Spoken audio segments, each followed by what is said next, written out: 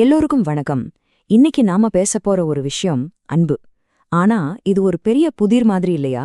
சில சமயம் நம்மள சந்தோஷத்தோட உச்சத்துக்கு கொண்டு போகும், சில சமயம் ஒரே குழப்பத்துல கொண்டு போய் விட்டுடும். இந்த உணர்வோட உண்மையான அர்த்தம் என்னன்னு ஒரு ஆழமான பார்வையிலிருந்து நாம இன்னைக்கு அலசி ஆராயப் போறோம். சரி, நேரடியா விஷயத்துக்குள்ள போயிடலாம். நம்ம எல்லாருக்குமே மனசுல வர ஒரு முக்கியமான கேள்வி, இந்த அன்புங்கிறது அது எதனால உருவாகுது, எங்க இருந்து வருது? நம்ம வாழ்க்கையில பாத்தீங்கன்னா எத்தனையோ குழப்பமான விஷயங்கள் நடக்கும்.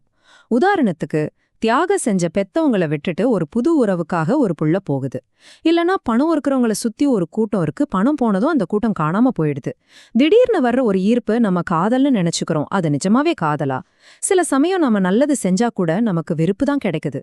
ஆனா இது எல்லாத்துக்கும் மேல சிலர் எவ்ளோ காயப்பட்டாலும் திரும்ப திரும்ப அன்பு காட்டுறாங்க. இதெல்லாம் பார்க்கும்போது அன்புனா என்னன்னே புரியல இல்லையா? இந்த குழப்பத்துக்கெல்லாம் ஒரு விடை தேடத்தான் போறோம். முதல்ல ஈர்ப்புக்கும் பாசத்துக்கும் என்ன வித்தியாசம்னு பார்க்கலாம். அப்புறம் எது நிஜமான அன்பு, எது அன்போட போலி வேஷம்னு தெரிஞ்சுக்கலாம். அதுக்கப்புறம் மனுஷங்களோட சில விசித்திரமான நடவடிக்கைகளை பத்தி பேசிட்டு கடைசியா இந்த உண்மையான அன்புக்கு ஆதாரம் என்னன்னு கண்டுபிடிக்க போறோம். வாங்க ஒன்னொன்னா அலசி ஆராயலாம்.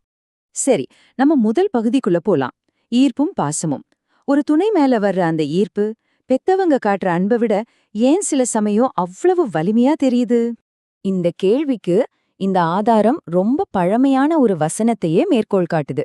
இதோட அர்த்தம் பெத்தவங்க அன்பு கம்மின்னு இல்ல, ஆனா ஒரு புது குடும்பத்தை உருவாக்குறது வாழ்க்கையோட ஒரு முக்கியமான இயற்கையான கட்டம்னு இது சொல்ல வருது. இங்கதான் ஒரு ரொம்ப முக்கியமான வித்தியாசத்தை நாம புரிஞ்சுக்கணும். ஒரு பக்கம் பெற்றோர் அன்பு, இது தியாகம், கடமை மேல கட்டப்பட்டது.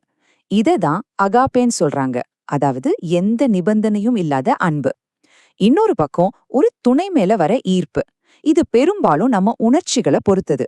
இளமையில இது ஒரு பெரிய சக்தியா ஒரு மாய மாதிரி தெரிஞ்சாலும் அது மட்டுமே முழுமையான அன்பு இல்லைங்கிறது தான் இந்த பார்வை. அப்போ அந்த தீவிரமான ஈர்ப்பு மட்டுமே அன்பு இல்லைன்னா வேற எதையெல்லாம் நாம அன்புன்னு தப்பா புரிஞ்சுக்கிறோம்? வாங்க அன்போட போலிகளை பத்தி பார்க்கலாம். இது நம்மள ரொம்ப பொதுவான ஒரு கேள்விக்கு கொண்டு வருது. பணக்காரங்களை சுத்தி ஒரு கூட்டம் இருக்குமே, அது உண்மையிலேயே அன்புதானா? இதுக்கு இந்த ஆதாரம் ஒரு பழமொழி மூலமா ரொம்ப தெளிவா பதில் சொல்லுது பாருங்க. ரொம்ப சிம்பிள். இந்த மாதிரி வர்ற கூட்டம் அன்பே கிடையாது. இதுக்கு பேரு உலகப்பற்று, அதாவது சுயநலம். தனக்கு ஏதாவது லாபம் கிடைக்கும்னு வர்றது. அந்த லாபம் நின்னு போச்சுன்னா அந்த உறவும் அங்கே முடிஞ்சிடும். சரி, அப்போ அந்த முதல் ஈர்ப்புக்கு ஒரு பேர் இருக்கா? இருக்கு. இந்த ஆதாரம் அதை ஈரோஸ்னு சொல்லுது. இது ஒரு கிரீக்க வார்த்தை. ரெண்டு பேருக்கு நடுவுல வர அந்த முதல் ஸ்பார்க், அந்த முதல் ஈர்ப்பு, அதுதான் ஈரோஸ். இது முழுக்க முழுக்க உடல் ரீதியான, உணர்ச்சி ரீதியான ஒரு விஷயம். இந்த ஈரோஸுங்கிற உணர்ச்சிக்கு நேர் மாறானதுதான் உண்மையான அன்பு. பாருங்க, உண்மையான அன்புங்கிறது பொறுமையா இருக்கிறது, தயாவா இருக்கிறது, பொறாமப்படாததுன்னு செயல்களை பத்தி பேசுது. அது வெறும் ஒரு ஃபீலிங் இல்ல, அது ஒரு முடிவு, ஒரு தேர்வு. இப்போ நம்ம மனித உறவுகளோட ரொம்பவே புதிரான ஒரு பக்கத்துக்குள்ள போக போறோம். அதாவது மனுஷங்க ஏன் சில சமயம் நம்மளால புரிஞ்சுக்கவே முடியாத மாதிரி நடந்துக்கிறாங்க? நம்மள நிறைய பேருக்கு இந்த அனுபவம் இருக்கும். ரொம்ப வலிக்கும். நாம ஒருத்தருக்கு நல்லது செஞ்சுக்கிட்டே இருப்போம், ஆனா பதிலுக்கு அவங்க நம்மள வெறுப்பாங்க. ஏன் இப்படி நடக்குது? இதுக்கு இந்த ஆதாரம் ஒரு ஆழமான பதில சொல்லுது. சில சமயம் நாம செய்யற நல்லது மத்தவங்களுக்கு அவங்களோட தப்ப சுட்டிக்காட்டுற மாதிரி ஆகிடுமா. அது அவங்களுக்குள்ள ஒரு குற்ற உணர்ச்சியோ கோபத்தையோ உண்டாக்கி அதை நம்ம மேல வெறுப்பா காட்டுறாங்க.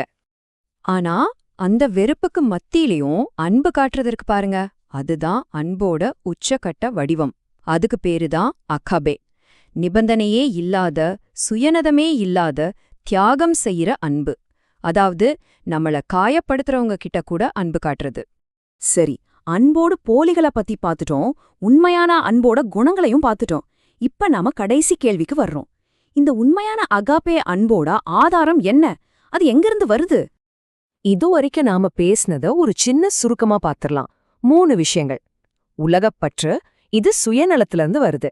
ஈரோஸ், இது உணர்ச்சிகள்ல இருந்து வருது. ஆனா அகாப்பே, இது தியாகத்திலிருந்து வருது. நிபந்தனையே இல்லாம கொடுக்கறது. கடைசியா இந்த ஆதாரம் அதோட மைய கருத்துக்கு வருது. உண்மையான சுயநலமில்லாத அந்த அகாபே அன்புங்கிறது மனுஷனோட ஈர்ப்புல இருந்தோ சுயநலத்துல இருந்தோ வர்றதில்லையா.